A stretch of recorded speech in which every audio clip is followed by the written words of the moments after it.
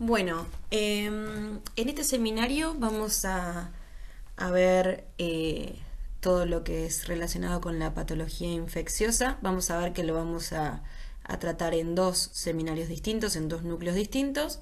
En este primer núcleo la idea es charlar un poco más de los procesos generales asociados a la patología infecciosa, con algún que otro ejemplo específico, mientras que en el segundo núcleo la idea va a ser ya trabajar algunas enfermedades en específico.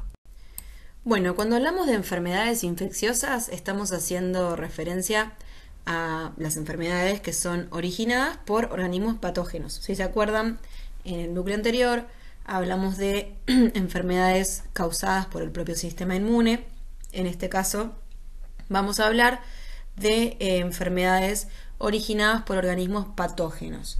Y principalmente los organismos patógenos que generan enfermedades van a ser no comensales. Recordemos que en nuestro interior tenemos lo que se llaman floras intestinales, floras vaginales, bueno, depende, distintos tipos de flora, donde se alojan microorganismos que conviven en nuestro interior con nosotros. Esos en determinados contextos, determinadas situaciones, podrían llegar a generar enfermedades o algún tipo de afección, pero vamos a ver que mayormente las enfermedades infecciosas son generadas por organismos no comensales, que además presentan virulencia variable. ¿Qué es lo que vamos a encarar en este seminario? Vamos a hablar en general de todo lo que es el proceso infeccioso, es decir, de las vías de infección, es decir, las distintas barreras que los microorganismos tienen que superar para poder generar la infección, para poder invadir el organismo. Luego vamos a charlar un poco de lo que es la diseminación y la transmisión de la infección, una vez que el microorganismo logra superar estas barreras, y además también de lo que es la interacción con el anfitrión.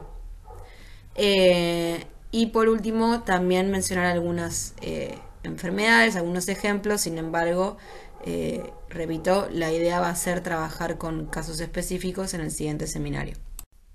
Bueno, vamos a ver, en cuanto a lo que son las vías de infección, hace referencia a que cualquier microorganismo, para poder penetrar en un organismo y para poder generar la infección, va a tener que superar distintas defensas locales, lógicamente.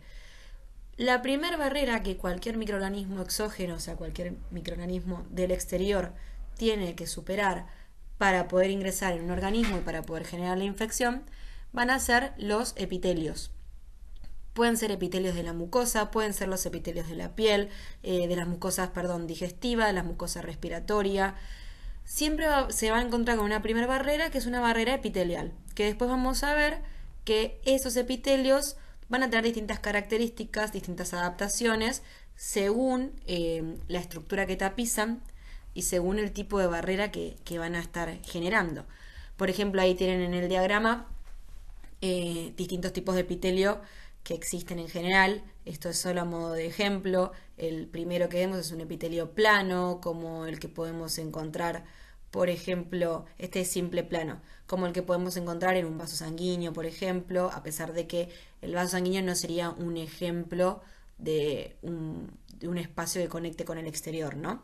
Después tenemos epitelios que pueden ser simples cúbicos, epitelios pseudoestratificados, cilíndrico ciliado, como el que vemos el tercero de la imagen. Es decir, los epitelios pueden ser variados según la estructura que tapizan, y siempre cualquier estructura que está en contacto con el exterior, ya sea a través de tubos internos, como pueden ser el aparato respiratorio, el urogenital o el digestivo, o a través de un órgano como es la piel, en contacto directo con el exterior, siempre la primera barrera que van a tener que superar los microorganismos para ingresar al organismo son los epitelios. Bueno, como mencioné, una de las principales barreras que los microorganismos tienen que superar, es decir, una de las vías de infección de acceso de los microorganismos al organismo, es a través de la piel, ¿sí? Recordamos, como se ve en ese esquema que tenemos ahí, que la piel es un órgano que está compuesto por varios tipos de tejido. La capa más externa sería la capa epidérmica, una epidermis, que está formada por un epitelio estratificado, plano, queratinizado, ¿sí? Donde vemos que esa coloración medio rosadita de arriba vendría a representar la queratina, y toda esa coloración bien en el esquema se lo ve bien basófilo, vamos a decir, por más que sea un esquema, pero bien violeta, sería el epitelio estratificado, y quizás no se llega a diferenciar, pero la capa más apical, es decir, la que está inmediata a la queratina de las células, debería ser plana, es plana. Entonces la epidermis es este epitelio estratificado, plano, queratinizado, que apoya sobre una membrana basal. En este caso, la epidermis actúa como una barrera mecánica. Este epitelio queratinizado funciona como una barrera mecánica, ¿sí? Además, tiene la capacidad de producir ácidos grasos y defensinas, que son dos tipos de sustancias que van a ayudar y a defender contra distintos microorganismos. Defensinas específicamente para las bacterias, y los ácidos grasos tienen en general una actividad antimicrobiana.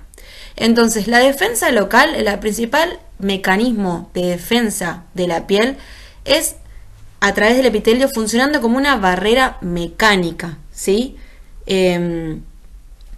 Entonces, ¿cómo puede fallar esta defensa local? Es decir, si hay un fallo de esta defensa, se va a generar una infección, que en este caso es cutánea. Principalmente, lo que puede ocurrir es algún tipo de lesión mecánica de la epidermis, ya sea alguna punción, pinchazo, corte, o también incluso picadura, mordedura de algún animal. Esa es la principal lesión que puede ocurrir, o sea, el principal fallo que puede haber en la defensa local, que es la piel, y que de esta forma puede ser que derive en una infección. También algunos hongos, como los dermatofitos, pueden generar infecciones en la capa córnea de la piel, es decir, sin penetrar por la epidermis.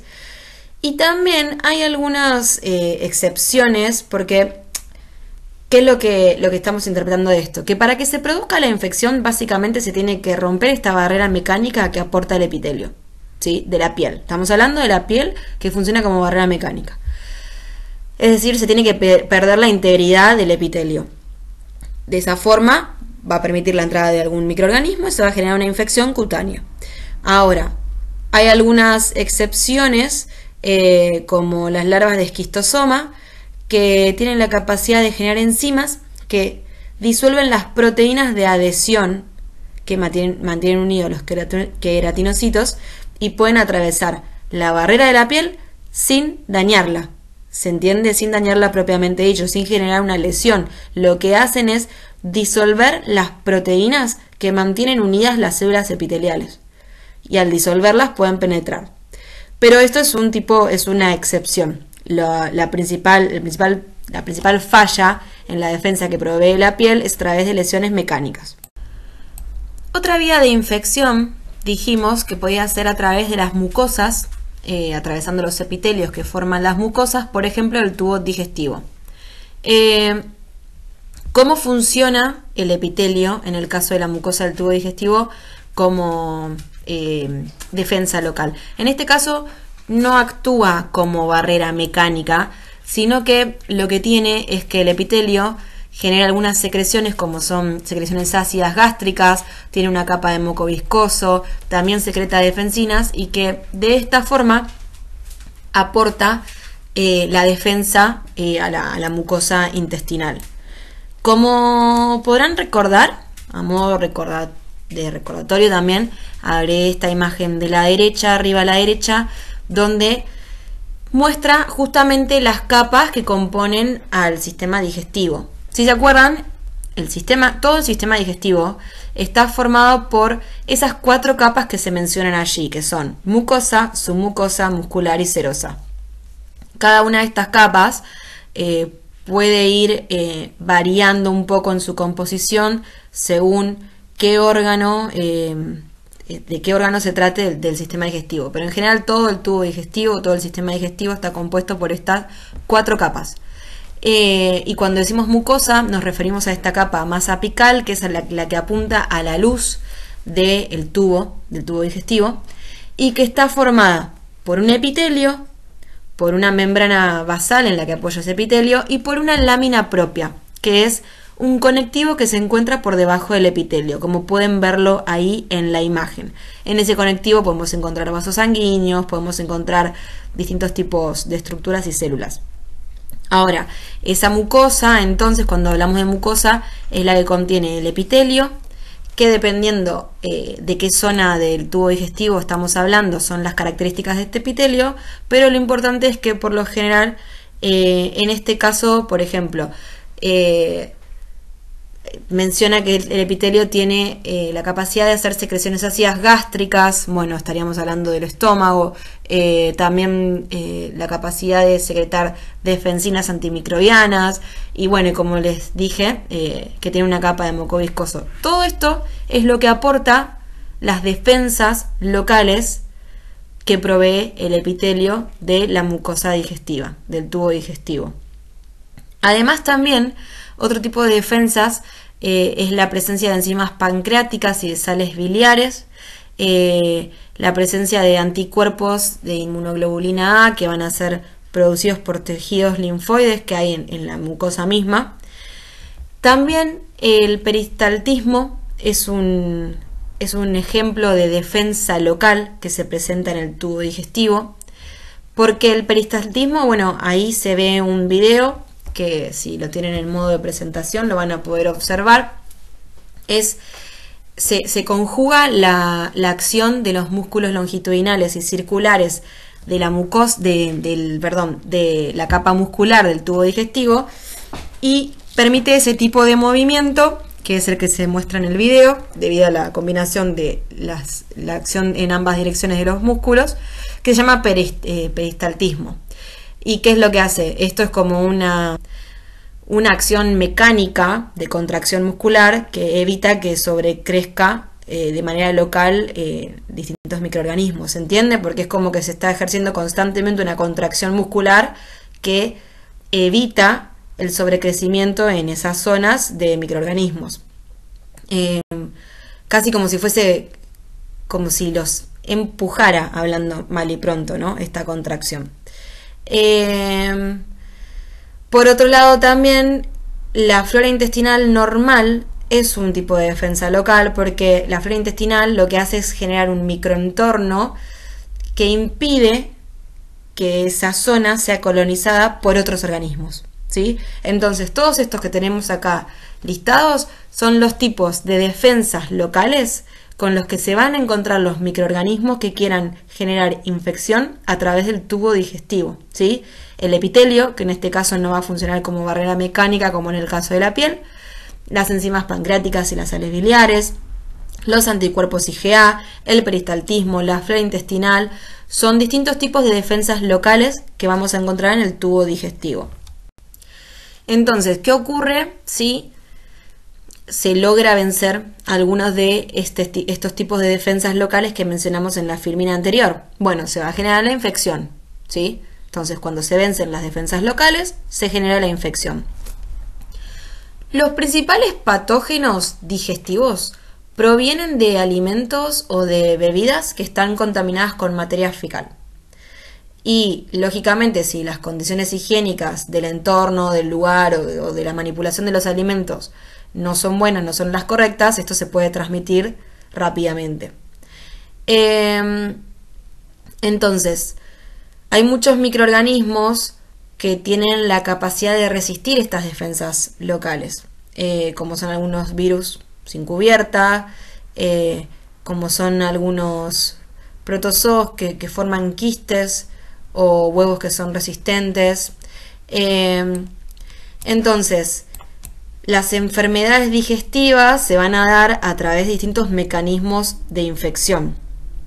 Por un lado, puede ser que determinados microorganismos se unan al epitelio intestinal, se reproduzcan en esta capa, en la capa mucosa, y en esa zona produzcan toxinas que van a generar la enfermedad. En este caso estamos hablando de un mecanismo de infección basado en la adhesión y proliferación local, ¿sí? Donde el microorganismo se une al epitelio, se reproduce y genera toxinas.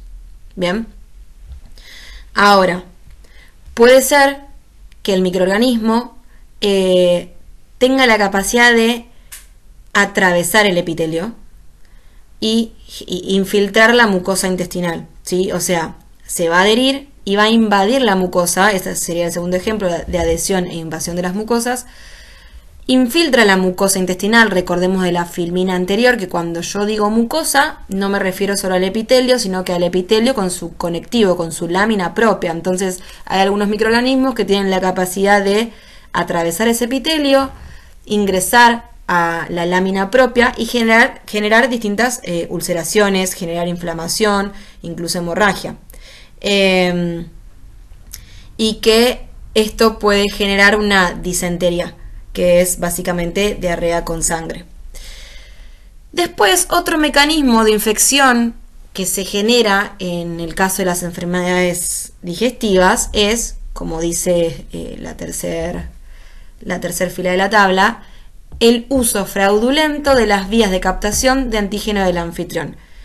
¿A qué se refiere? Hace referencia a este proceso en el cual varios microorganismos, como por ejemplo los poliovirus, tienen la capacidad de usar los mecanismos de defensas del anfitrión, del huésped, para justamente ingresar al organismo. Es decir, es como si burlaran al sistema inmune, y tienen la capacidad de, por eso se dice uso fraudulento, y tienen la capacidad de que el mismo sistema inmune lo termina introduciendo a través de los distintos mecanismos de defensa. Por ejemplo, algunas células epiteliales que tienen la capacidad de captar antígenos y transferirlos a los tejidos linfoides subyacentes. Bueno, hay muchos microorganismos que utilizan este mecanismo para ingresar al organismo. Es decir, aprovechan las defensas del organismo y luego vamos a ver que tienen la capacidad de resistir estas defensas y haber ingresado al organismo, al huésped. Bueno, como seguimos hablando de las vías de infección, mencionamos también que otra vía de infección es a través del aparato respiratorio, ¿sí? Lógicamente en aquellos microorganismos que se transmitan a través del aire, ¿sí?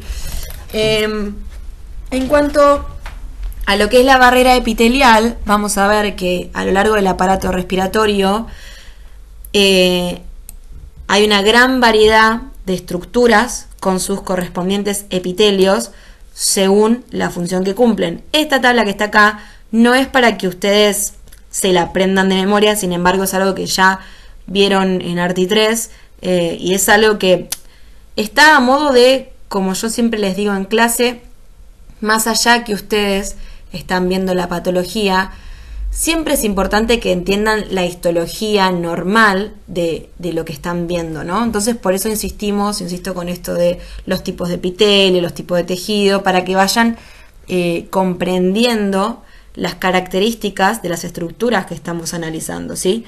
Entonces no es a modo de que se acuerden de memoria este cuadro, pero sí tener una idea general de cómo son los epitelios de las vías respiratorias. En general vamos a ver que las vías respiratorias presentan un epitelio pseudoestratificado, cilíndrico, ciliado, y es justamente así porque tiene la característica de sintetizar moco para barrer justamente microorganismos a través de los cilios. Hay algunas partes del aparato respiratorio que presentan otro tipo de epitelio, sobre todo aquellas que se continúan con las características, por ejemplo, de la piel. Por ejemplo, en el caso de la nariz, donde el vestíbulo nasal presenta un epitelio más similar al de la piel. Y que bueno, y recordar que a medida que se va armando el árbol tronquiobraquial, se va cambiando las características del epitelio, y por lo general, o sea, en general lo que ocurre es que se va haciendo cada vez más finito hasta llegar a los alvéolos, donde termina siendo simple plano con algunas células cúbicas. Esto, digo, es a modo de simplemente recordatorio de cuáles son las características del epitelio, de la barrera epitelial del aparato respiratorio. Bueno, cuando hablamos de la vía de infección respiratoria, lo que estamos diciendo, como dije en la filmina anterior, es que el microorganismo va a invadir, sí, a infectar justamente al huésped a través de la inhalación. Y en esa inhalación, el ingreso de los microorganismos es donde se van a encontrar con las defensas locales que provee la mucosa respiratoria, que está formada, que atraviesa todas las estructuras que fuimos mencionando en la filmina anterior. Entonces, ¿cuáles son las defensas locales que provee la mucosa respiratoria? Son dos tipos de defensas locales. Uno está asociado con el sistema de limpieza mucociliar y la otra está asociada con los macrófagos alveolares residentes. Es decir, aquellos microorganismos de gran tamaño, lo que va a ocurrir es que cuando sean inhalados se van a encontrar con esta capa mucociliar que recubre la nariz, la vía respiratoria alta, y los cilios los van a transportar o hasta la parte posterior de la garganta, donde van a ser ingeridos y eliminados. Esa es la defensa que va a presentar la vía respiratoria ante el ingreso de un microorganismo, ¿sí? Si este microorganismo es grande, se va a encontrar con este sistema de limpieza mucociliar que tienen las mucosas respiratorias, donde va a ser atrapado el moco y va a ser eliminado. Ahora, cuando estos microorganismos son más pequeños, menores a 5 micras más o menos, van a tener la capacidad de penetrar hasta los alvéolos. Y en ese caso van a tener que enfrentar una segunda tipo de defensa, que es los macrófagos que se encuentran en los alvéolos o también los neutrófilos que van a ser atraídos, ¿sí? Entonces, cuando estos microorganismos más pequeños lleguen hasta los alvéolos, van a ser fagocitados por los macrófagos alveolares o por los neutrófilos que son atraídos hasta allí por determinadas citocinas. Ahora, como siempre, si alguna de estas defensas locales falla, se va a generar la infección.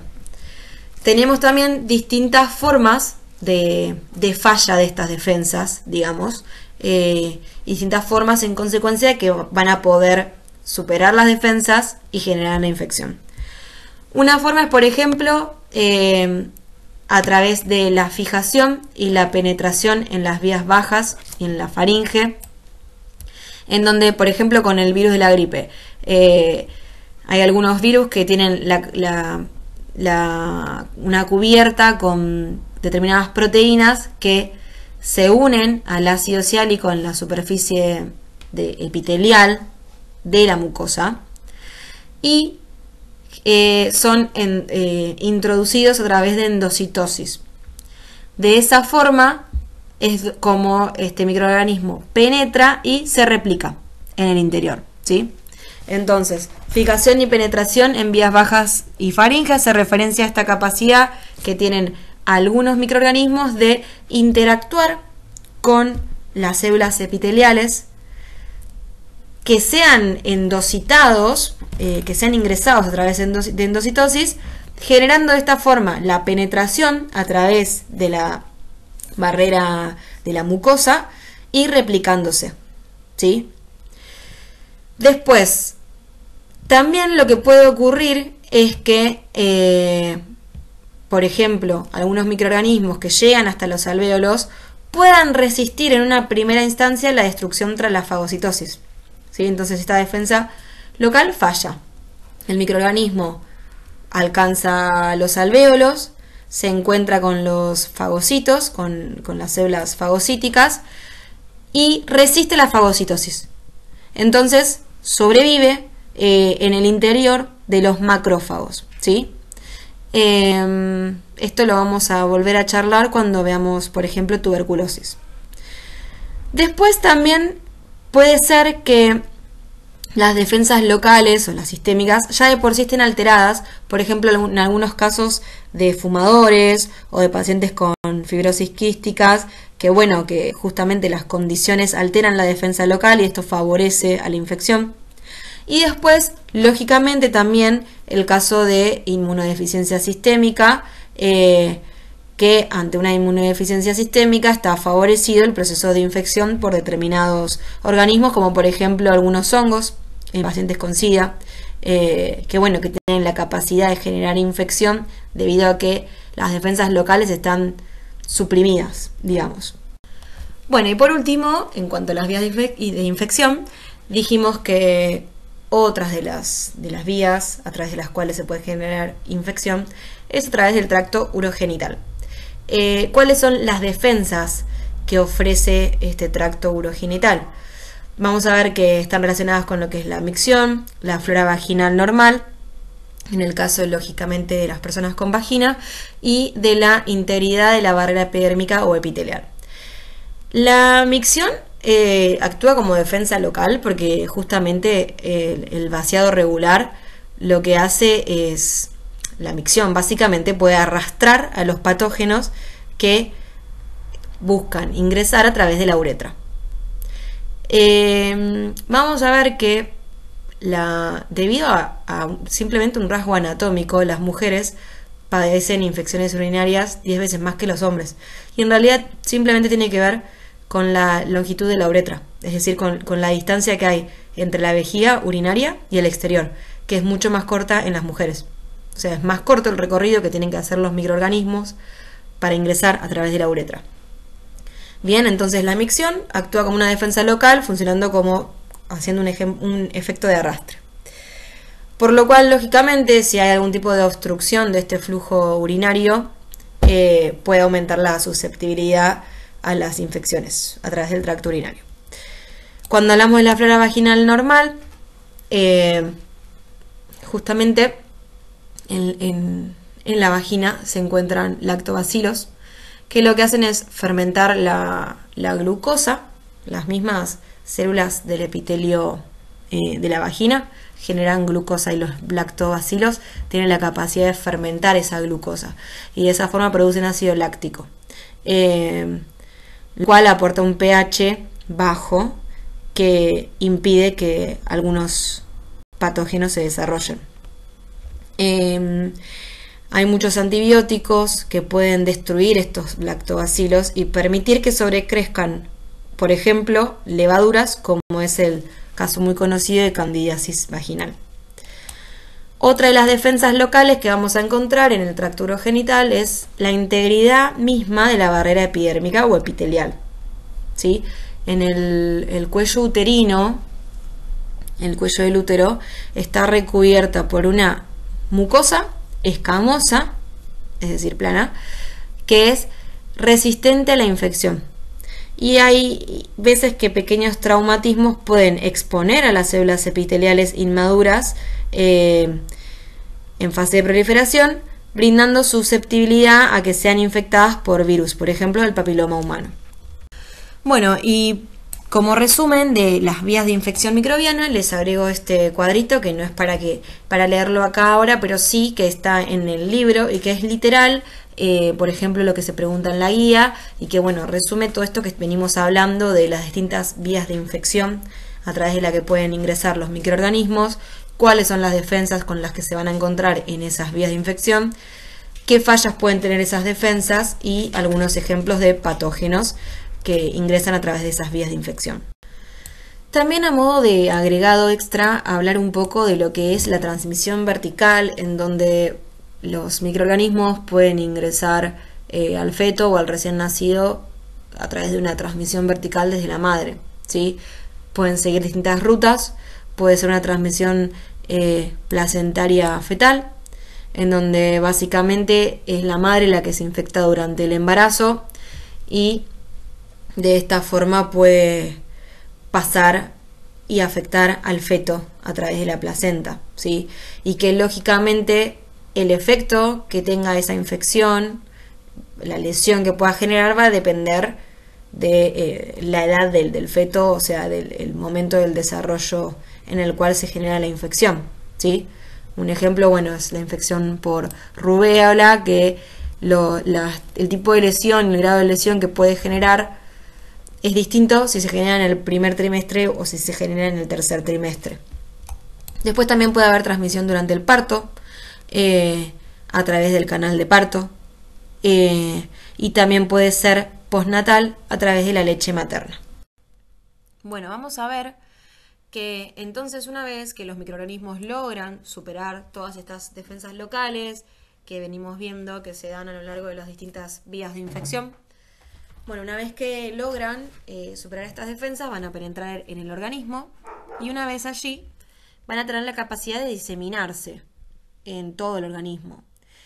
¿Cuáles son los medios de diseminación? Puede ser a través de los vasos linfáticos, puede ser a través de la sangre o a través de los nervios, pero la principal o la vía más común es el sistema circulatorio, es a través de la sangre, que va a originar, por ejemplo, bacteremia, dependiendo cuál sea el agente, en donde a través de la sangre los microorganismos van a poder ir a órganos más lejanos.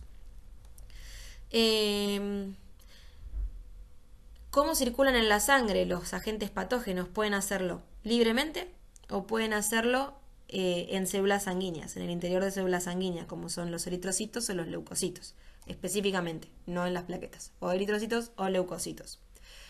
¿Y qué consecuencia va a tener el hecho de que se diseminen a lo largo en todo el organismo? Lógicamente que va a depender de la virulencia que presente este agente patógeno. La viremia, la bacteremia, la fungemia, entonces estamos hablando de la presencia de esos agentes patógenos en sangre, ¿sí? En general, dependiendo de la virulencia lógicamente, pero en general va a conducir a enfermedades graves que pueden llegar a poner en peligro justamente la supervivencia de los organismos. De hecho, en este caso se va a generar un síndrome que es una respuesta inflamatoria sistémica, que incluye fiebre, incluye hipotensión, incluye coagulopatías, que pueden derivar en una insuficiencia multiorgánica y generar la muerte. Todo esto cuando hablamos de viremia, bacteremia, fungemia, ¿sí? Entonces, la diseminación a través de la sangre de los microorganismos puede llegar a generar justamente casos tan graves como ser una respuesta inflamatoria sistémica con una insuficiencia multiorgánica y que derive en la muerte. También destacar un concepto que es el concepto de tropismo, en donde algunos microorganismos tienden a alojarse en determinados órganos y tejidos, ¿sí? Se diseminan en el organismo porque tienen más atracción, por así decirlo, más tropismo justamente, por determinados órganos y determinados tejidos. Por ejemplo, algunos virus como la rabia, el poliovirus, las varicelas, que tienen más atracción por el sistema nervioso. O algunos parásitos que tienen más atracción por los vasos sanguíneos, ¿sí? A eso se lo denomina tropismo. Bueno, lógicamente que una vez que un microorganismo ingresa en un hospedador, este hospedador tiene la capacidad de transmitirlo a otros hospedadores, ¿sí? Pero esto va a depender de varias cuestiones, principalmente en realidad de 3 cuestiones: de la estrategia de salida del microorganismo, del tiempo y de la resistencia del mismo en el ambiente. Estrategia de salida, hay varias, puede ser por desprendimiento de la piel, tos, estornudos, emisión de orina o heces, contacto sexual o insectos vectores. El tiempo hace referencia justamente al tiempo que tarda en ser transmitido, por así decirlo, ¿no? O sea, puede ser que hay algunos microorganismos que se transmiten en breve lapsos de tiempo o que se hacen de manera periódica durante todo lo que tiene que ver a lo largo de la enfermedad, o hay algunos otros microorganismos o personas que son portadoras asintomáticos que pueden estar constantemente largos periodos de tiempo transmitiendo estos microorganismos a otros hospedadores. A su vez también, lógicamente, que una vez que el microorganismo es, por ejemplo, liberado al exterior, depende de su capacidad de resistencia en el ambiente para llegar a infectar al siguiente huésped. Hay microorganismos que por ahí resisten altamente en el polvo, en los alimentos, en el agua, pero después, por ejemplo, hay algunos patógenos que no sobreviven mucho tiempo en el exterior. por lo cual para transmitirse la transmisión tiene que ser rápida. Entonces estos tres factores van a determinar la capacidad de transmisión de un microorganismo a otros hospedadores. ¿Y cuáles son los principales mecanismos de transmisión que presentan los microorganismos? Vía respiratoria, fecal oral o sexual. Que si se ponen si lo analizan un poco, tiene relación justamente con las vías de infección que mencionamos previamente. ¿Sí? Ahora bien, ¿qué ocurre una vez que el microorganismo logra superar las barreras e invade al huésped o a un organismo determinado? Van a generarse justamente todas las interacciones posibles que pueda haber entre el anfitrión y el patógeno. Entonces, en primera instancia, un microorganismo tiene que superar las barreras que fuimos mencionando para poder invadir al que va a ser su huésped. Luego, además de superar esas barreras, también se va a encontrar con un sistema inmune que va a involucrar barreras físicas como las que fuimos mencionando, pero también si supera estas barreras se va a encontrar con un sistema inmune innato, adaptativo.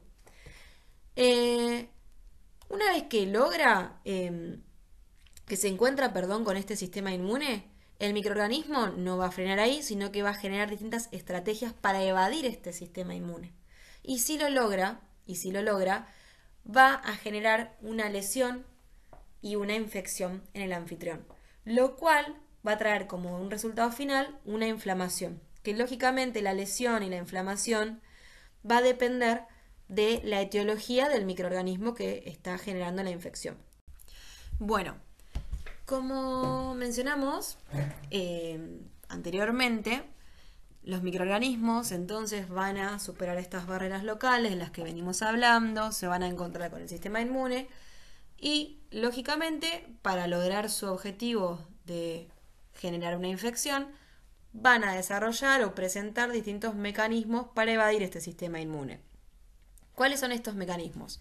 Bueno, uno de ellos es, por ejemplo, la variación antigénica, donde a través de distintas estrategias, como pueden ser la acumulación de mutaciones o las recombinaciones distintas de, por ejemplo, en algunos virus en su replicación por ARN, pueden variar el antígeno de superficie y de esta forma, expresar distintos antígenos. Es lo que ocurre, por ejemplo, en el caso de los virus de la gripe, que hay varios serotipos por esto, porque constantemente están cambiando el antígeno que expresan en superficie. También hay algunos microorganismos que desarrollan resistencia a péptidos antimicrobianos. Los péptidos antimicrobianos son unas sustancias que algunas células epiteliales o algunos leucocitos pueden producir y que lo que hacen básicamente, como por ejemplo las defensinas que mencionamos cuando hablamos de las barreras locales, y que lo que hacen es básicamente tienen una naturaleza catiónica que lo que hace es generar poros en las membranas de varios microorganismos. Bueno, hay muchos microorganismos que cambian la carga de sus membranas y pueden de esta forma resistir a los péptidos antimicrobianos. Después, como también ya mencioné, pueden presentar resistencia a la fagocitosis. Lo vamos a ver nuevamente cuando hablemos de la tuberculosis, pero básicamente muchos microorganismos, a pesar de ser fagocitados, tienen la capacidad de evitar que se forme, por ejemplo, el fagolisosoma. Y al evitar que se forme el fagolisosoma, no son fagocitadas. Por otro lado, también otro mecanismo puede ser el bloqueo de la apoptosis y la manipulación del metabolismo de la célula del anfitrión, donde básicamente hay varios virus, por ejemplo, que pueden producir proteínas que van a interferir con el proceso de la apoptosis de la célula del anfitrión. O sea, evitan la muerte por apoptosis de la propia célula que los contiene. Después también vamos a ver que hay muchos virus que expresan distintos factores que van a intervenir en la acción de de las citocinas, de las quimiosinas y de distintas partes del sistema del complemento. Y de esta forma, a través de la expresión de estos factores, logran resistir las defensas del anfitrión. Otra de las estrategias que vamos a ver que pueden presentar los microorganismos es el camuflaje ante el reconocimiento por parte de los linfocitos T colaboradores y de los linfocitos T citotóxicos, en donde básicamente lo que ocurre es que varios virus se pueden unir a las proteínas del complejo de histocompatibilidad o, por ejemplo, alterar la localización del mismo. Entonces, lo que terminan haciendo es impedir la presentación a través del complejo mayor de histocompatibilidad de sí mismo, de estos virus. Entonces, de esta forma, es como que se camuflan y evitan ser reconocidos y que actúen de esta manera los linfocitos que van a eliminarlos. Después también vamos a ver que hay varios microorganismos que tienen la capacidad de usar los mecanismos inmunorreguladores que disminuyen la intensidad de las respuestas antimicrobianas de los linfocitos T. Y también lo que vamos a ver es que hay varios microorganismos que pueden generar esta estrategia de evasión del sistema inmune, generando una infección latente, donde básicamente tienen la capacidad de invadir al organismo, al huésped, e inactivarse, y a través de algún tipo de cubierta específica logran resistir las defensas y se mantienen latentes en el organismo. Y ante determinados estímulos o ante la baja del sistema de defensa o ante varias situaciones, tienen la capacidad de, pasado un periodo de tiempo, activarse. A esto se le llama infección latente. Bueno, entonces, una vez que los microorganismos logran evadir el sistema inmune con las estrategias que presentamos en la filmina anterior, como podemos ver ahí en el recuadro de la derecha de esta filmina, es un pequeño recordatorio donde contábamos el paso a paso de lo que lleva a que finalmente un microorganismo pueda generar una lesión. Entonces, siguiente al paso de evasión del sistema inmune, justamente cuando logra evadirlo, va a ocurrir la lesión, ¿sí? O sea, la infección y la lesión. El microorganismo va a poder penetrar al huésped, va a evadir su sistema inmune y va a generar, cuando logra evadirlo, genera una infección y una lesión. ¿Cómo lo hace? De tres maneras distintas. Puede ser de forma directa, en donde básicamente el microorganismo provoca directamente por penetración de la célula huésped o por contacto con la célula huésped, provoca la muerte de la misma o cambios en el metabolismo de la misma. Puede ser de manera, digamos que indirecta, a través de la liberación de sustancias, donde no es que es a través de la penetración o el contacto con la célula en sí, sino que el microorganismo libera determinadas toxinas, que esas toxinas tienen la capacidad de afectar células alejadas, ya sea a través de enzimas, por ejemplo, que degraden los componentes tisulares, o ya sea a través de el daño a vasos sanguíneos que pueden generar una necrosis isquémicas. Pero bueno, lo importante es que no es que lo hacen por contacto o penetración con la propia célula, sino que liberan sustancias que actúan a la distancia, digamos. Y también, como ya vimos en el núcleo anterior, en la clase anterior, hablamos de que en determinadas circunstancias la respuesta inmune en exceso puede generar daños, pueden acentuar los daños que genera la misma infección. Entonces, otro mecanismo de lesión que tienen algunos microorganismos es justamente induciendo la respuesta inmune, donde básicamente se va a acentuar el daño que ya están sufriendo los tejidos. Bueno, entonces, los distintos tipos de mecanismos lesivos también dependen de la etiología del agente patógeno. Por ejemplo, en el caso de los virus, los mecanismos lesivos van a ser estos tres que están acá listados, que ahora los vamos a charlar. Pero previamente también recordar un poco nuevamente este concepto de tropismo, que ya fue mencionado anteriormente, que se presenta mucho en los virus y que hace referencia, nuevamente lo decimos, a la predilección, la preferencia que presentan los virus por determinados tipos celulares. Bien, ¿qué mecanismos de lesión pueden presentar los virus?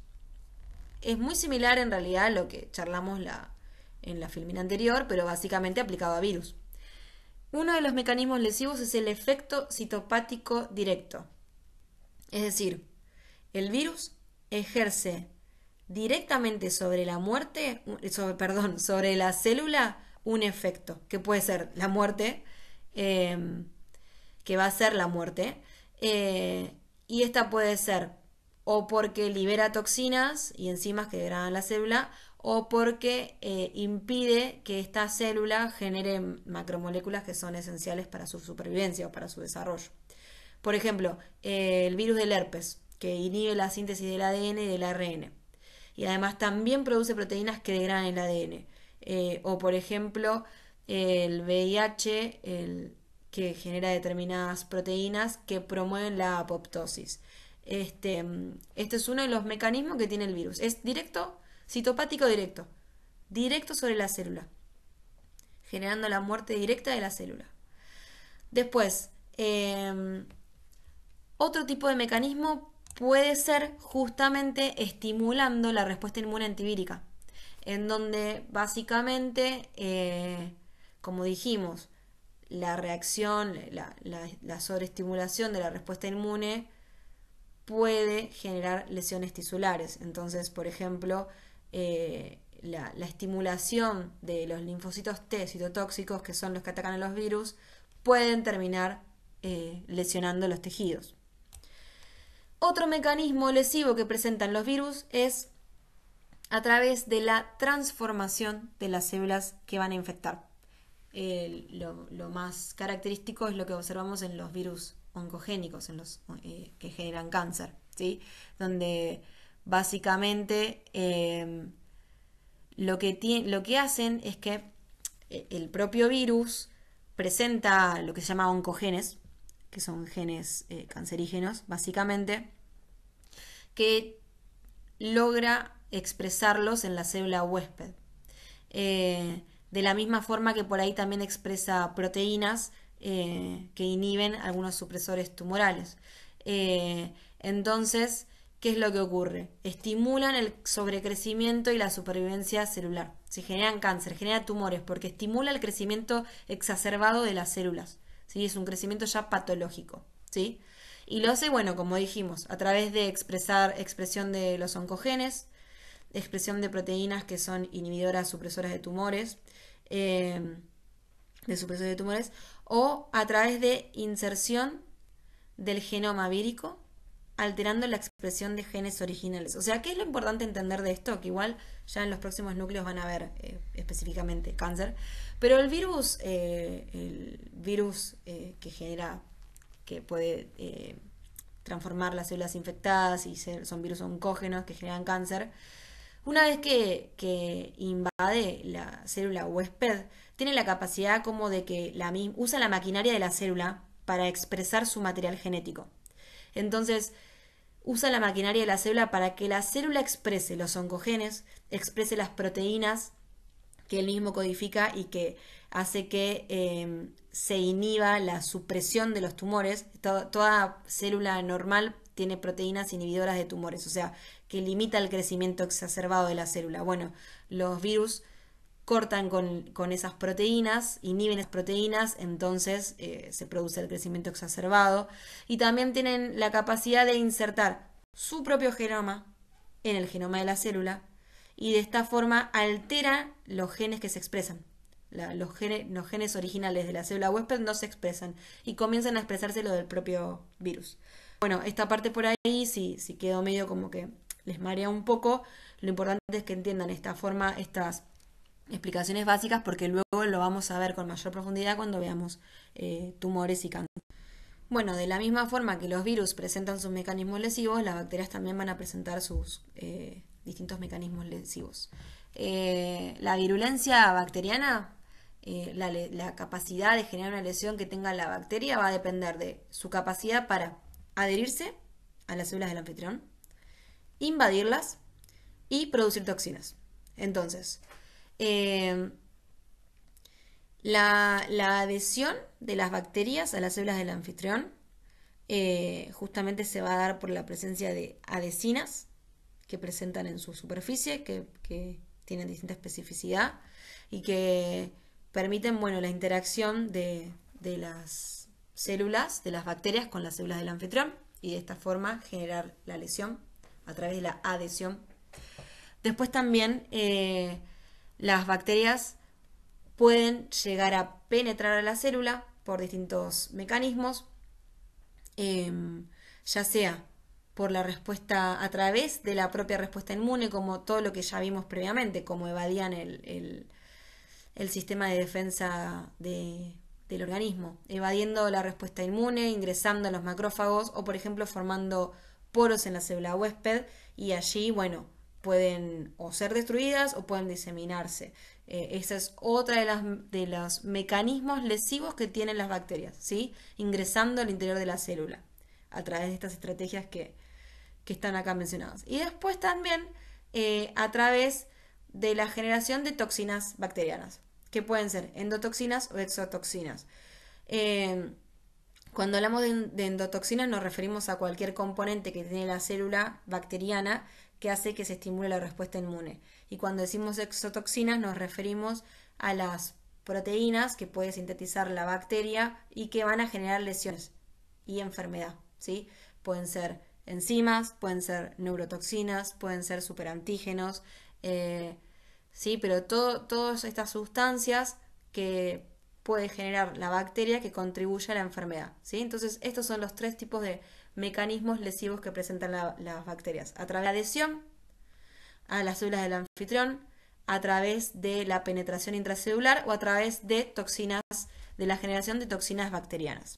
Bueno, y vimos entonces que el último de los pasos en este proceso de infección de los microorganismos, luego que logran generar una lesión, logran superar las barreras, las principales barreras, las barreras de defensa, generan la infección, bueno, generan la lesión. Lo último que ocurre es entonces una respuesta inflamatoria, ¿sí? En donde básicamente frente a las infecciones, los organismos van a generar 5 patrones distintos, histológicamente hablando, de reacción a las infecciones. Vamos a tener inflamación supurativa o purulenta, inflamación mononuclear y granulomatosa, reacción citopático-citoproliferativa, necrosis tisular, inflamación crónica y cicatrización. Estos 5 patrones de reacción son los que se generan, son los distintos tipos de respuesta inflamatoria que puede desarrollar el huésped ante una infección, ante un microorganismo que logró superar todas las barreras de defensa y generó una lesión. ¿Cómo es la inflamación supurativa o purulenta? Básicamente es el tipo de inflamación en lo que se termina formando es pus.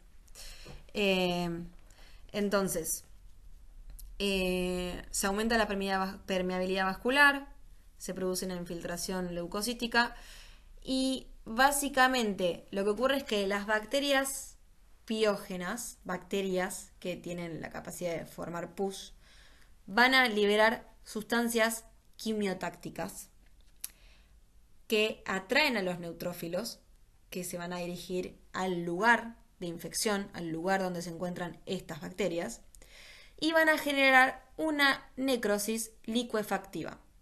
Recuerden acá, hagan como una regresión a las primeras clases donde hablábamos de los distintos tipos de necrosis. Bueno, en este caso, las bacterias piógenas, o sea, las formadoras de pus, atraen neutrófilos y se termina generando una necrosis licuefactiva tisular que forma una masa de neutrófilos muertos, ¿sí? Eso entonces va a ser el paso a paso que genera una inflamación purulenta, supurativa, que forma pus.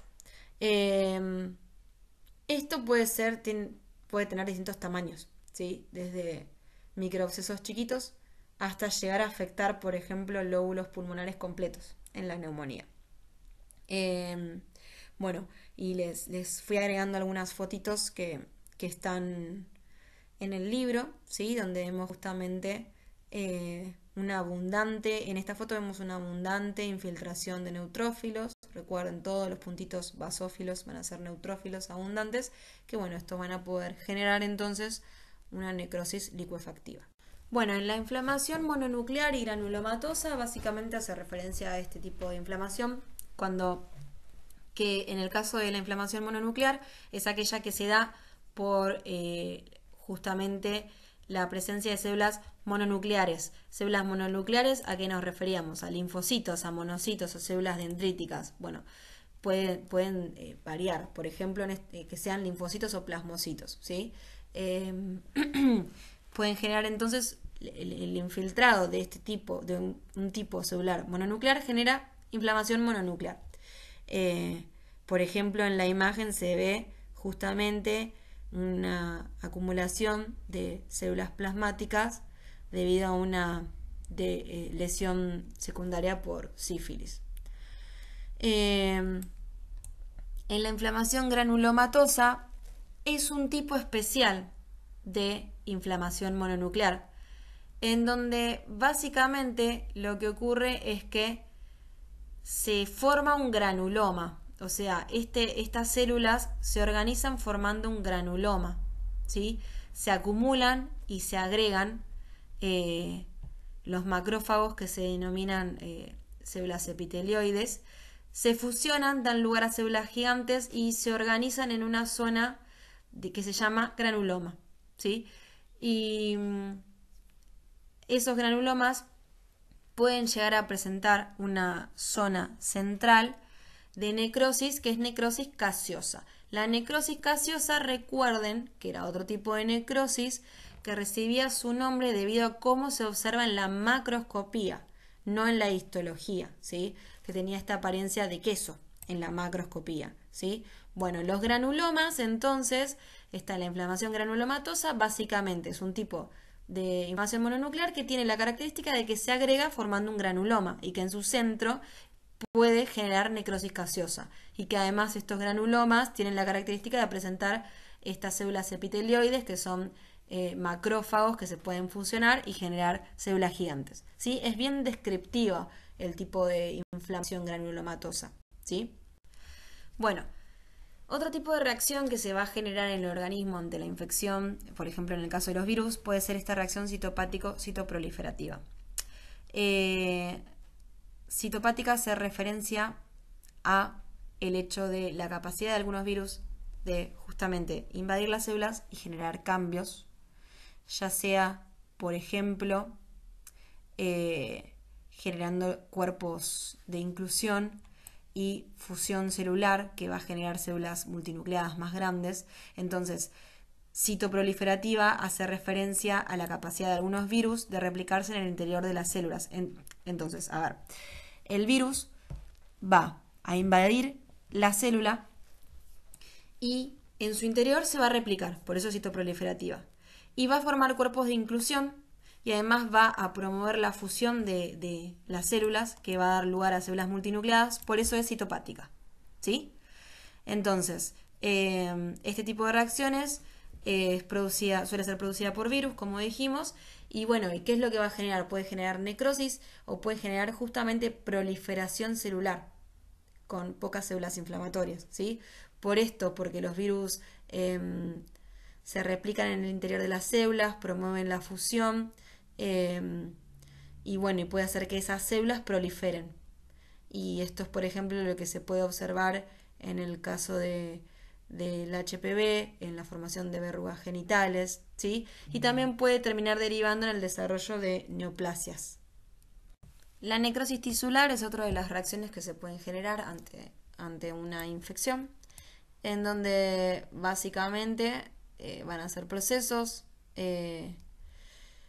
donde algunas toxinas van a generar la necrosis, ¿sí? O por lisis, y no se van a encontrar células inflamatorias.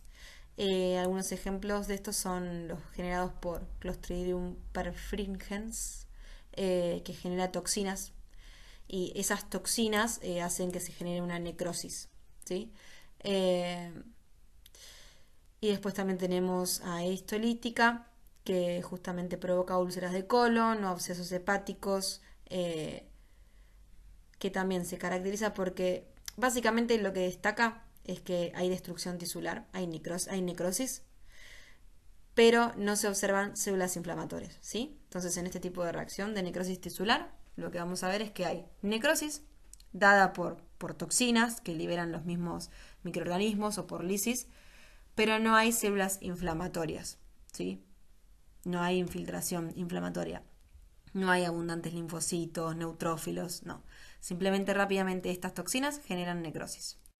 Bien, y los últimos de los efectos que se pueden generar inflamatorios es la inflamación crónica y la cicatrización, donde básicamente lo que ocurre es que la constante lesión, la lesión repetitiva, lo que lleva es conducir a una fibrosis, como cuando vimos en su momento cirrosis hepática, si se acuerdan, que lo que se formaba eran tabiques fibrosos que terminaba cambiando totalmente la arquitectura del órgano, del hígado. Bueno, en la inflamación crónica y la cicatrización ocurre eso, la constante exposición a lesiones, a infección, hace que se termine generando fibrosis en el órgano y se pierde la arquitectura normal del órgano, ¿sí? Por ejemplo, bueno, justamente infecciones crónicas por el virus de la hepatitis B que puede llevar a una cirrosis hepática, como ya vimos, cirrosis en su momento. Bueno, como mencionamos al comienzo del seminario, dijimos que íbamos a ver algunos ejemplos específicos, entre ellos la tuberculosis.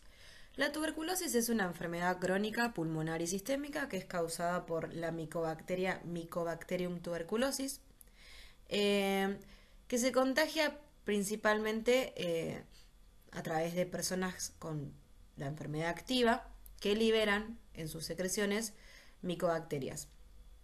También existe la tuberculosis orofaringea o intestinal, que se puede contraer al beber leche contaminada con otro tipo de Mycobacterium que no es Mycobacterium tuberculosis. Por eso, en realidad, bueno, justamente en el libro indica que la tuberculosis es causada casi siempre por Mycobacterium tuberculosis, porque también, por ejemplo, puede ser causada por Mycobacterium bovis. Pero bueno, eso es en regiones en donde primero que tiene que presentarse esa micobacteria en las vacas y segundo que es en regiones, en países en los cuales por ahí la leche no se pasteuriza, no se pasteuriza, por lo cual en realidad la forma más común de contagio es por personas con tuberculosis activa que liberan en las secreciones respiratorias esta micobacteria, ¿sí? Y a través de Mycobacterium tuberculosis. ¿Qué es lo que vamos a ver de este ejemplo? Vamos a ver, primero hablar un poquito de la diferencia entre infección y enfermedad, después hablar de lo que es el proceso de infección y después de lo que es la enfermedad en sí, que ya vamos a ver que se puede clasificar en primaria o secundaria.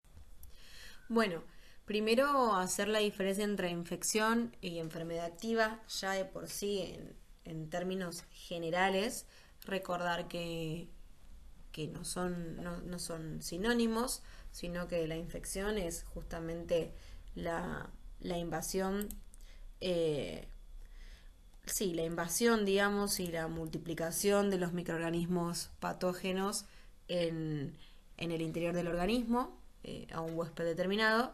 Y bueno, y la enfermedad es justamente los efectos, en este caso, que va a generar esa infección cuando se active, digamos.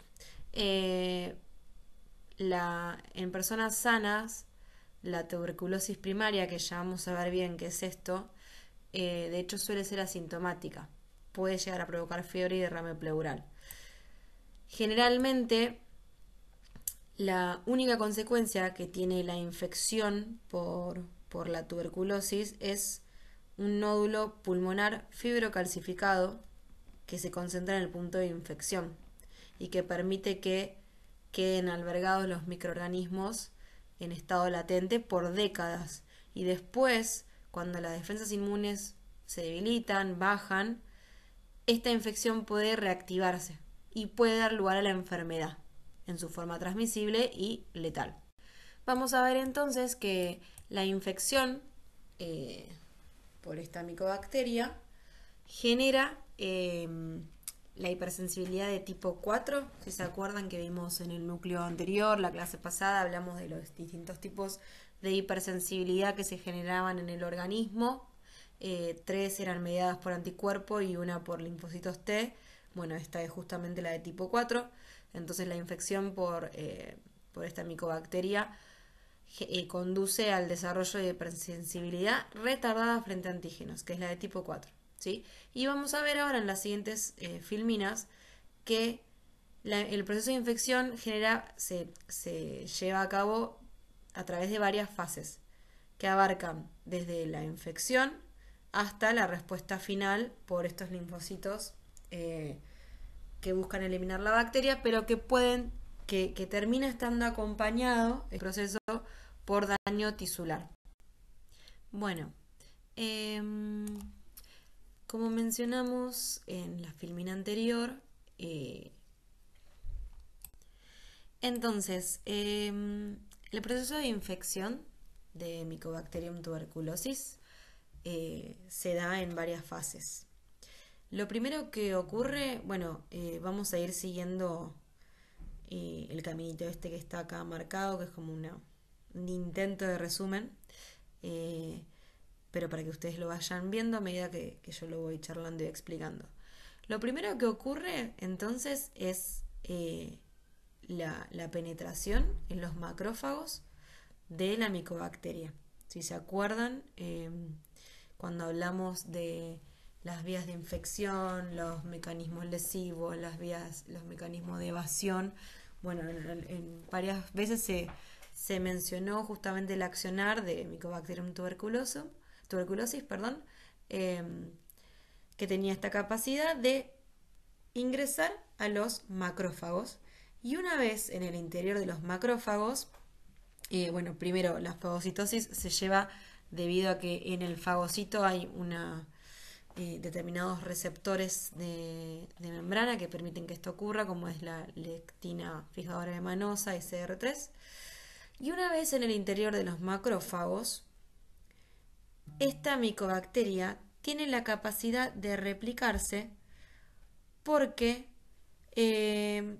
inhibe las señales de calcio y evita que se forme el fagolisosoma. Entonces, una vez en el interior de los macrófagos, Mycobacterium evita que se forme el fagolisosoma mediante la inhibición de señales de calcio y de ensamblaje de todas las proteínas que van a formar el fagolisosoma.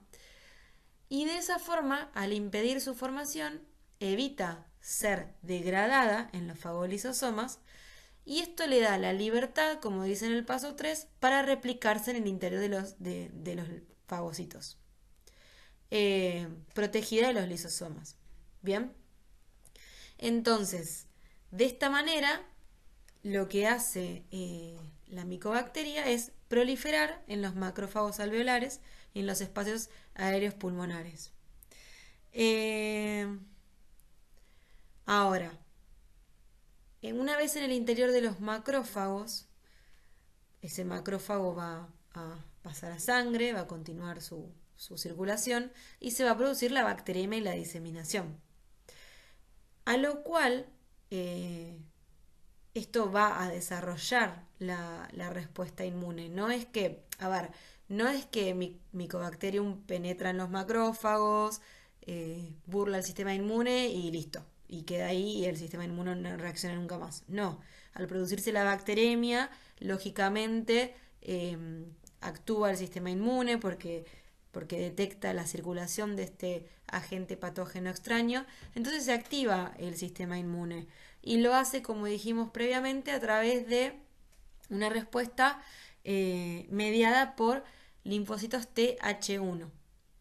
Esos linfocitos Th1, entonces vamos por el paso 6, básicamente van a liberar interferón gamma, ¿sí? Entonces, este interferón gamma va a actuar sobre los macrófagos, que en el paso 7 básicamente lo que van a generar es activarse, ¿sí? El interferón gamma activa los macrófagos. ¿Qué macrófagos? Los mismos macrófagos que también tenían en su interior Mycobacterium. Ahora, ¿cuál va a ser la respuesta una vez que se activan esos macrófagos? Por un lado, la destrucción de las micobacterias. Por otro lado, también se van a formar granulomas, ¿sí? La activación a través de este interferón hace que los macrófagos que habían fagocitado a Mycobacterium, todo esto recuerden que es en el pulmón, procedan ahora sí a destruir a la bacteria, ahora sí pueden generar los fagolisosomas, tratar de destruirlas y además también van a formar granulomas. Granulomas que van a tener histiocitos epitelioides, que son los mismos macrófagos que se activan formando estas células especiales llamadas histiocitos epitelioides, que además se pueden fusionar entre sí y formar células gigantes. Bien, ahora, ¿qué es lo que termina ocurriendo? Básicamente, entonces, fíjense, vamos a repetirlo hasta acá. Penetra la micobacteria, vamos a decirle M. tuberculosis para que sea más rápido. Penetra M. tuberculosis en los macrófagos y en su interior tiene la capacidad de evitar que se forme el fagolisosoma y de replicarse. Cuando se replica en el interior, entonces comienza a proliferar en estos macrófagos y se genera bacteremia, porque el macrófago sigue su camino por la circulación y se genera bacteremia. Esto es detectado por el sistema inmune que envía una respuesta inmune asociada, que es la que dijimos que se asocia con la hipersensibilidad de tipo 4. Entonces es mediada por linfocitos TH1. Esos linfocitos van a liberar un interferón llamado interferón gamma, que ese interferón va a actuar sobre los macrófagos. ¿Y qué es lo que va a hacer? Los va a activar. Esa activación, el resultado que va a traer es la destrucción de las micobacterias, porque ahora sí que se pueden formar los fagolisosomas, la organización de estos macrófagos formando granulomas, la diferenciación de los mismos en histiocitos epitelioides y la fusión de estas células, que da origen a células gigantes. Esa formación de granulomas básicamente lo que hace es terminar restringiendo la infección a un punto determinado. Es como que el efecto que tiene la formación de granuloma es confinar la infección, evitar que dejarla como confinada a un sitio específico. Y luego, entonces, ¿qué es lo que va a ocurrir cuando se forma este granuloma? Bueno, por un lado puede ser que la infección se detenga antes de que se haga algún daño tisular importante, pero por otro lado, en casos de edades avanzadas o de en el cual se encuentra afectado el sistema inmune o que ya está expuesto demasiado a esta micobacteria, lo que puede ocurrir es que la infección progrese, que se genere una respuesta inmune sostenida y que se genere necrosis gaseosa. Bien, entonces, cuando se activan los macrófagos, se forma el granuloma, se forman las células gigantes, el siguiente paso es o eliminar la infección antes de que se produzcan daños tisulares importantes o que se genere necrosis gaseosa. Por eso, cuando vieron los preparados de tuberculosis, van a ver que muchos granulomas en su centro tienen justamente necrosis gaseosa. Bueno, en cuanto a la enfermedad de por sí, vamos a ver que la tuberculosis puede denominarse o puede ser una tuberculosis primaria o secundaria. La tuberculosis primaria va a ser aquella que se da cuando la persona no fue expuesta previamente a la micobacteria, en consecuencia no está sensibilizada y se genera cuando lógicamente la micobacteria proviene de una fuente exógena, ¿sí? En este caso, la tuberculosis primaria progresiva se va a parecer más a una neumonía bacteriana aguda con consolidación lobular, adenopatía ilear y derrame pleural. La tuberculosis secundaria, por otro lado, es la forma de la enfermedad que se da cuando el anfitrión, el huésped, sí fue previamente sensibilizado. ¿Sí? No es la primera vez en la que se expone.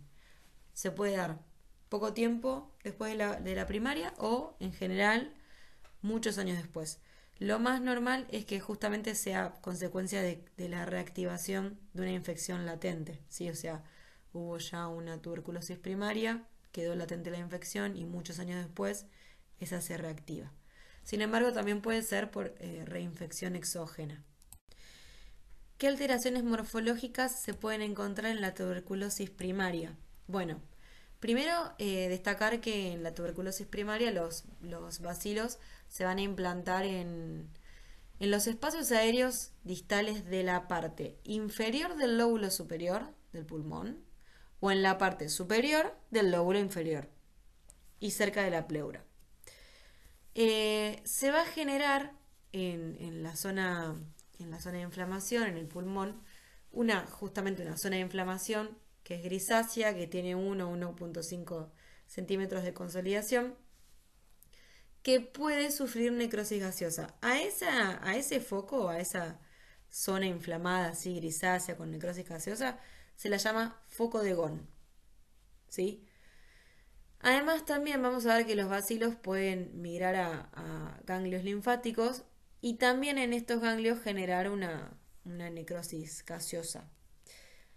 El conjunto de estas dos tipos de lesiones, la lesión parenquimatosa pulmonar con el foco de Ghon y la implicación de los ganglios linfáticos con la necrosis gaseosa también, se denomina complejo de Ghon. ¿Sí?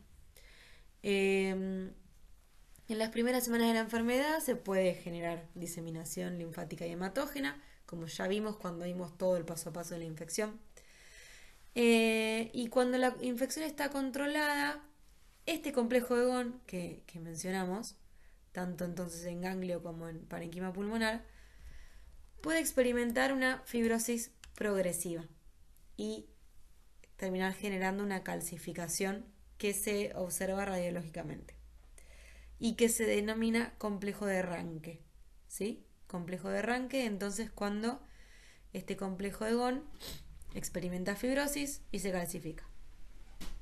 En cuanto a la histología que se va a observar en el caso de una tuberculosis primaria, vamos a ver que vamos a encontrar justamente una reacción inflamatoria granulomatosa en las zonas que están implicadas, que va a hacer que se formen centros gaseosos o, digamos, granulomas o tubérculos, se le dice, gaseosos y no gaseosos, como vimos, que pueden generar necrosis gaseosa o no.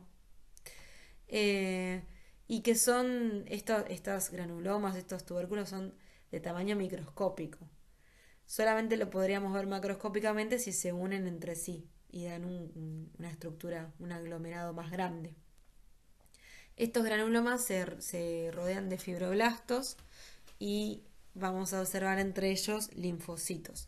Y además, como ya se dijo anteriormente cuando hablábamos del proceso de infección, en estos granulomas se pueden observar células gigantes multinucleadas. Bueno, en el caso de la tuberculosis secundaria, inicialmente la lesión es un pequeño foco de consolidación. Cuando decimos consolidación, aclaro esto por si por ahí no era un término que tenían, que conocían. Nos referimos a un patrón que se genera en el pulmón donde determinada zona es incapaz de llenarse de aire, ya sea o porque está inflamada o porque contiene líquido o lo que sea, pero está consolidada por alguna situación que evita que en esa zona se produzca el intercambio gaseoso. Entonces, volviendo a esto, la lesión inicial en la tuberculosis secundaria puede ser un pequeño foco de consolidación que es más pequeño, menor a 2 centímetros, cerquita de la pleura apical, que están bien delimitados, bien consistentes, con un color que va entre blanco, grisáceo y amarillo, y con distintos grados de caseificación central y fibrosis periférica, o sea, necrosis caseosa en el centro y fibrosis periférica. En aquellos individuos que son inmunocompetentes, este foco parenquimatoso va a ir encapsulándose a través de una cápsula fibrosa justamente, dando lugar a cicatrices fibrocalcificadas. Y lo que se va a observar histológicamente es que, bueno, estos tubérculos, estos granulomas que se fusionan con caseificación central. Bueno, y después justamente la tuberculosis pulmonar secundaria, eh, cuando se forma este tejido fibroso que delimita bien los focos de lesión, puede justamente curarse con formación de este tejido, ya sea de forma espontánea o tras el tratamiento, o también puede progresar y extenderse. Otro de los ejemplos que vamos a ver es la sífilis, que es una enfermedad crónica de transmisión sexual que presenta manifestaciones clínicas y patológicas muy diversas y que es causado por la espiroqueta Treponema pallidum. Se caracteriza porque desarrolla una endoarteritis que afecta a los pequeños vasos, es decir, una inflamación de los vasos sanguíneos, de los pequeños vasos particularmente. Y esto hace que, en general, cuando hablamos de la patología de la sífilis, justamente se debe a la isquemia que se produce por las lesiones vasculares que genera. La respuesta inmune ante esta enfermedad logra reducir la carga bacteriana de la misma, puede generar la curación de las lesiones locales, pero no logra eliminar del sistema, o sea, la infección sistémica. Vamos a ver que la sífilis, al igual que en la tuberculosis, la sífilis también se va a clasificar en distintos tipos, que son la sífilis primaria, la secundaria y la terciaria. La sífilis primaria es la que comienza a 3 semanas desde la infección. La primera lesión que aparece se denomina chancro, que es como justamente una lesión rojiza, elevada, dura, que se da en el punto en el cual el treponema invadió la estructura, el órgano que haya invadido, ya sea el pene, el cuello uterino, la pared vaginal, el ano. En ese punto en el que se generó la infección aparece un chancro. Ese chancro tiene espiroquetas que tienen la capacidad de diseminarse, ya sea por la vía linfática o por la vía sanguínea. Luego, la sífilis secundaria es aquella que inicia entre 2 y 10 semanas después de que apareció el chancro primario. Van a aparecer lesiones superficiales indoloras en la piel y en las mucosas. Vamos a ver en las palmas de las manos o en las plantas de los pies lesiones cutáneas maculopapulares que vienen a ser como protuberancias con manchas, lesiones que pueden ser también escamosas o pueden ser pustulosas, o sea, con pus. Además, en las regiones húmedas de la piel, como son la zona venogenital o la cara interna de los muslos, se pueden presentarse condilomas planos. Es como si fuesen verruguitas planas. También la mucosa oral y faríngea y genital puede presentar erosiones superficiales y además puede estar acompañada por adenopatías, o sea, agrandamiento del tamaño de los ganglios, febrícula, malestar y pérdida de peso. Además puede haber neurosífilis asintomática o sintomática con meningitis y alteraciones visuales o auditivas. Cuando la sífilis secundaria se prolonga durante varias semanas, el paciente pasa a estar en un estado latente de la enfermedad. Luego va a estar la sífilis terciaria, que es aquella en donde que se puede presentar de tres formas distintas, incluso en simultáneo. La sífilis cardiovascular, que hace referencia a aparece en forma de aortitis sifilítica, es la inflamación de la arteria aorta, básicamente. La neurosífilis sintomática o asintomática. Y también puede generarse la sífilis terciaria benigna, donde se forma una estructura llamada gomas en los huesos, en la piel, en las mucosas, que son lesiones nodulares. Bueno, eso fue todo lo que